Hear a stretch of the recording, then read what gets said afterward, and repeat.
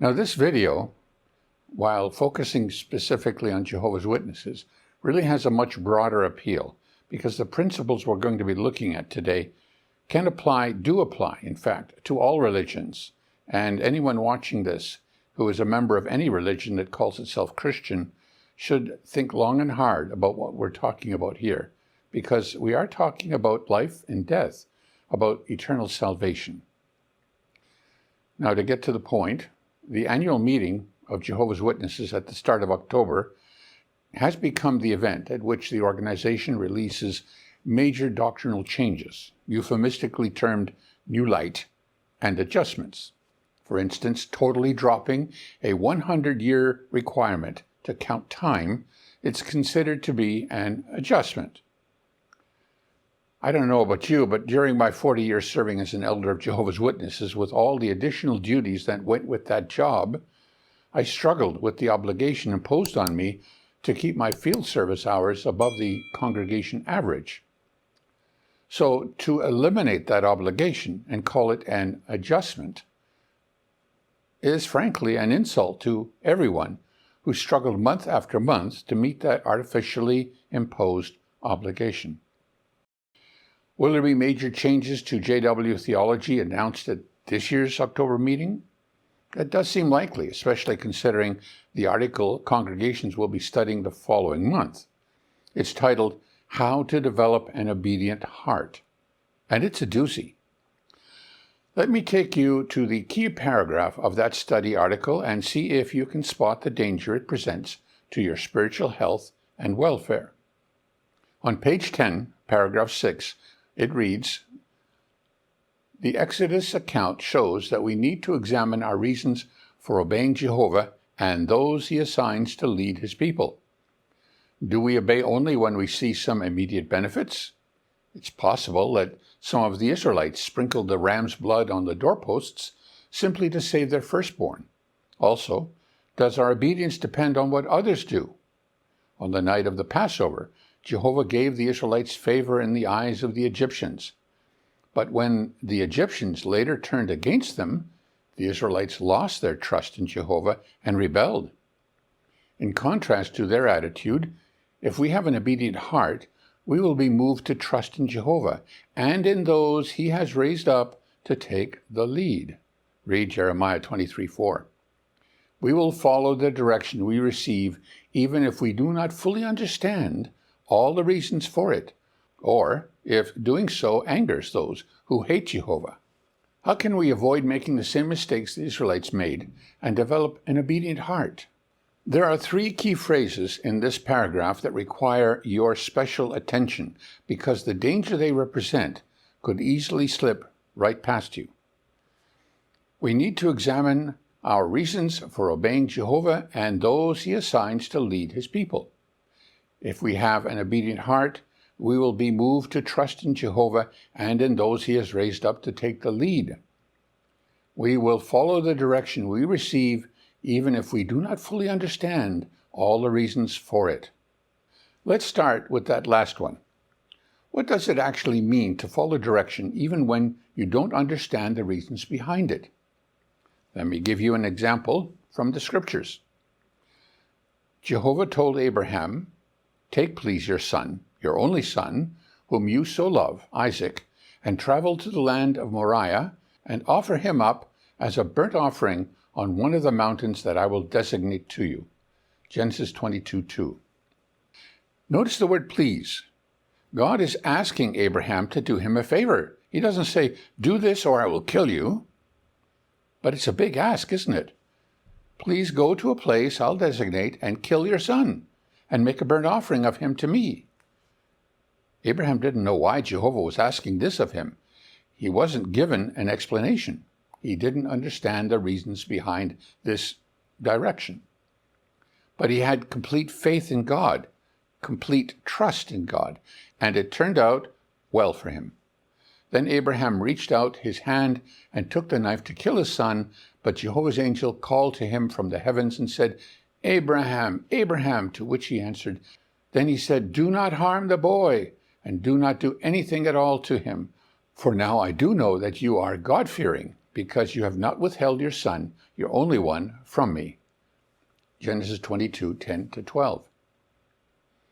With that in mind, let's look again at the other two phrases from paragraph 6. We need to examine our reasons for obeying Jehovah and those he assigns to lead his people. If we have an obedient heart, we will be moved to trust in Jehovah and in those he has raised up to take the lead. If you are a loyal member of the Organization of Jehovah's Witnesses, you'll surely agree with the first part of those statements. You'll want to be like Abraham, to obey Jehovah and trust in Jehovah. But in the coming months and years, you are not going to receive direction from Jehovah through the Watchtower magazine or the annual meeting. You're going to receive it from the governing body. We know that to be true because if the direction you get from the Watchtower were from Jehovah God, there would be no need for any new light or adjustments. What you get would be the truth, the whole truth, and nothing but the truth. But this article wants you to think that obeying those Jehovah assigns to lead his people and trusting in those Jehovah has raised up to take the lead is synonymous with obeying Jehovah himself. What credentials does the governing body present to justify such a claim? Now there's the real question, and it deserves an answer. Let's look to the Bible to see what credentials Jehovah God has presented to his people in the past to get them to follow a man. In paragraph 6, the article directs you to the account of the 10th plague. The Israelites were told by Moses to kill a ram, a sacred animal to the Egyptians, and put its blood on the doorposts of their homes so that the angel of death would pass over them and spare their firstborn. They were obeying those whom Jehovah had assigned to lead his people. They were trusting in those Jehovah had raised up to take the lead, namely Moses and Aaron. But this was not blind faith. Over the course of many days, Moses had called for 9 punitive plagues to fall upon Egypt, and each had happened exactly as foretold. From the first, when all the water in Egypt was turned to blood, to the 9th, when a mysterious darkness fell upon the land for 3 full days, but only upon the Egyptians, not the Israelites. These were powerful miracles that could not be produced by human hands. In other words, Jehovah made it unmistakably clear through powerful works who it was that he had assigned to lead his people. And every direction Moses issued to the Israelites came true. There were no later revisions, no adjustments were needed, and there was no new light. Has Jehovah assigned the governing body to lead his people? Has he raised them up to take the lead? If the governing body were to tell you to do something risky, would you do it trustingly, just as Abraham did when Jehovah asked him to offer up his son? Abraham's faith was grounded in a lifetime of personal experiences in which he had seen the hand of God at work. The Israelites' trust that Moses was the one assigned to lead them was based on a series of extraordinary, miraculous manifestations of God's power. What does the governing body have to offer? Paragraph 6 cites a verse to be read during the Watchtower study, Jeremiah 23:4. And I will raise up over them shepherds who will really shepherd them. They will no longer be afraid or be terrified, and none will be missing, declares Jehovah. Jeremiah 23:4. The implication is that the members of the governing body, and those they have appointed down to the local level, are these shepherds Jehovah has raised up, and that, unlike the shepherds of Christendom, they are not false shepherds abusing the flock and teaching false doctrines. But let's go a little deeper and read the context of Jeremiah 23. Woe to the shepherds who are destroying and scattering the sheep of my pasture, declares Jehovah. Therefore this is what Jehovah, the God of Israel, says against the shepherds who are shepherding my people. You have scattered my sheep. You keep dispersing them, and you have not turned your attention to them. So I will turn my attention to you because of your evil deeds, declares Jehovah. Then I will gather together the remnant of my sheep from all the lands to which I have dispersed them, and I will bring them back to their pasture, and they will be fruitful and become many. Jeremiah 23, 1-3. So, are the shepherds taking the lead among Jehovah's Witnesses, or for that matter any other Christian religion, the ones destroying and scattering the flock and committing evil deeds, or are they the righteous shepherds described in verse 4? Perhaps the very next verse will shed some light on that. Look, the days are coming, declares Jehovah, when I will raise up to David a righteous sprout, and a king will reign and show insight and uphold justice and righteousness in the land. Jeremiah 23:5. Everyone agrees that the King Jehovah raises up is Jesus Christ. A shepherd doesn't own the flock. He watches over it on behalf of the owner. But in this case, the owner is Jesus. In Israel, when Moses was sent to liberate the people, the hierarchy was simple. All the Israelites, Moses, God. The Bible tells us there is a similar hierarchy in the Christian congregation. So let no one boast in men, for all things belong to you, whether Paul or Apollos or Cephas, or the world, or life, or death, or things now here, or things to come. All things belong to you. In turn, you belong to Christ. Christ, in turn, belongs to God. 1 Corinthians 3, 21-23. So that hierarchy is the flock of God, Christ, and then God, the Father. But this is not the hierarchy that Jehovah's Witnesses have implemented. Instead, there are 7 levels as depicted in a graphic form in the April 2013 Watchtower. Notice that directly under Jehovah is the governing body. But someone is missing. Where is Jesus, the King, the owner of the flock of God? Was it just an oversight? Or are we seeing a pattern in which the governing body are subtly trying to usurp the role of Jesus Christ over the congregation of God? Surely not, you say. Then I ask you to tell me how many times in this article about developing an obedient heart is Jehovah mentioned. It was easy to check using the Watchtower library. Jehovah appears 50 times in this article, 50 times in one article. And how many times is Jesus mentioned? Once. That's right, once. And to be honest, we shouldn't even count that single occurrence because his name is merely used as an adjective. Here it is from paragraph 1. When it comes to obeying God, some make a show of obedience to gain prestige, as did the religious leaders in Jesus' day. This is the heart of the matter. This is where the real danger hidden in this Watchtower article is exposed. Jehovah's Witnesses claim they are the only people doing God's work on earth today. So, what is that work? Jesus tells us plainly. In answer, Jesus said to them, "This is the work of God, that you exercise faith in the one whom he sent." John 6:29. Jehovah didn't send the governing body. He sent Jesus. And we cannot claim to be doing God's will unless we exercise faith in the one he sent.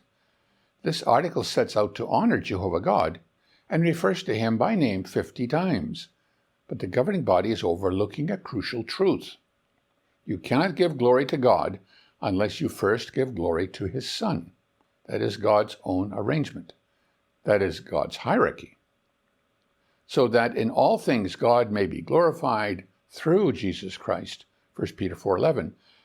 Through him, Jesus, let us always offer to God a sacrifice of praise, that is, the fruit of our lips that make public declaration to his name.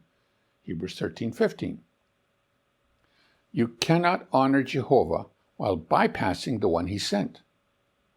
Whoever does not honor the Son does not honor the Father who sent him. John 5:23. Did you get that?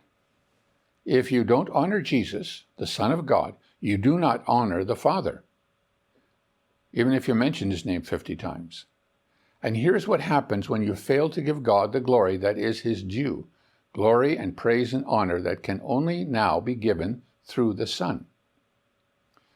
But on a set day, Herod clothed himself with royal raiment and sat down upon the judgment seat and began giving them a public address. In turn, the assembled people began shouting, "A God's voice and not a man's." Instantly, the angel of Jehovah struck him, because he did not give the glory to God, and he became eaten up with worms and expired. Acts 12:21-23. According to Josephus, Herod Agrippa I took 5 very painful days to die. So it isn't a wise course of action to try to push aside Jehovah's appointed king. You don't want Jesus to get angry, do you? You wouldn't like him when he gets angry. Kiss the Son, that he may not become incensed, and you may not perish from the way, for his anger flares up easily. Happy are all those taking refuge in him. Psalm 2:12. The governing body of Jehovah's Witnesses wants you to believe 2 things. 1, that God needs an organization to accomplish his will. 2, that there must be someone at the top of that organization to direct it. The first premise requires the second. But Jehovah God not only does not need an organization, in fact, he rejects the very idea of an earthly organization run by a group of men. For roughly 400 years after Israel settled in the Promised Land, there was no king. In those days, there was no king in Israel. What was right in his own eyes was what each one was accustomed to do. Judges 21:25. Then, very stupidly, the people decided they wanted a king. Jehovah, through his prophet Samuel, told them this was a very bad idea. He foretold all the harm that would follow if they persisted.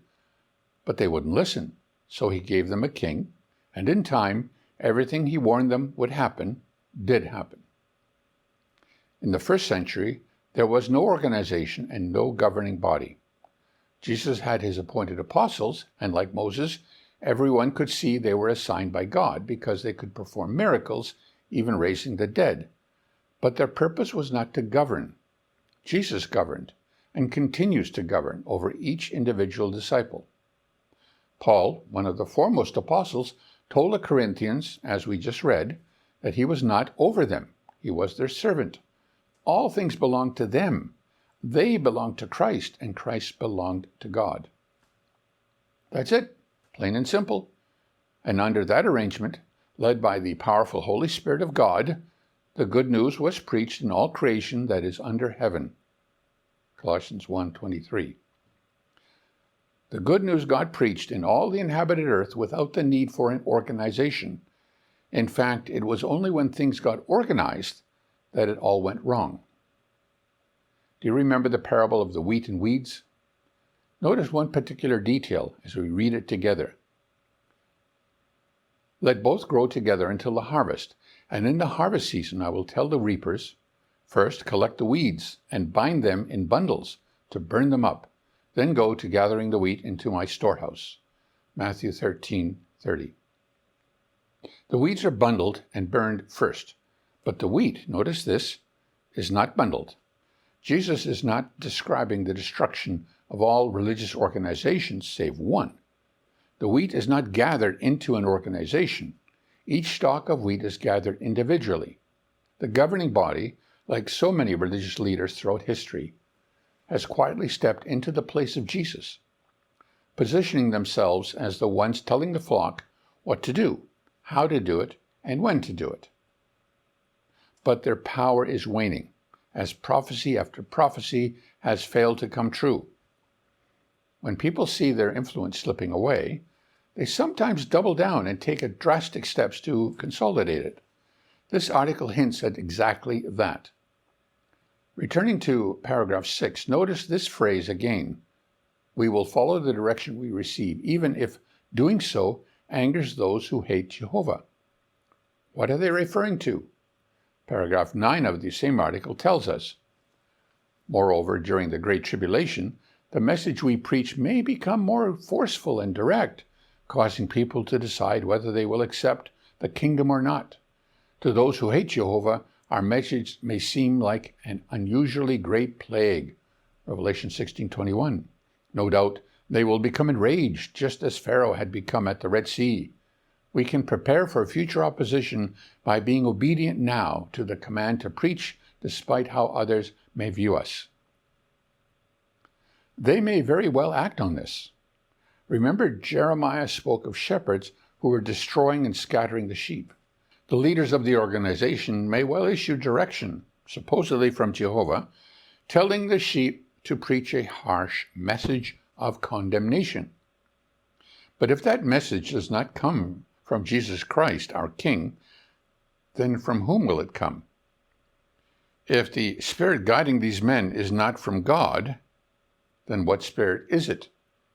Because make no mistake, a spirit is at work here. Here is something for every Jehovah's Witness to carefully consider. Dear friends, do not believe everyone who claims to speak by the Spirit. You must test them to see if the spirit they have comes from God. For there are many false prophets in the world. 1 John 4:1 NLT. This is where the buck stops with you. You, the individual. Do you believe that Jesus is the Son of God, sent to rescue us from death? Is he your King? Fine. Then, when someone tells you that they are speaking in his place, do you just buy that blindly? Because if you do, then you are disobeying what John, under inspiration, is telling you to do. You are failing to test them to see if they are from God, or are speaking under the influence of another spirit, a wicked one. It's not easy to stand on your own 2 feet, spiritually speaking. It's easier to let someone else take the lead. But you cannot serve 2 masters. Either you serve the governing body, or whatever leader you may have in your church, or you serve Jesus Christ. Either you follow the governing body wherever they go, or you follow Christ. The choice is yours. Make it a good one.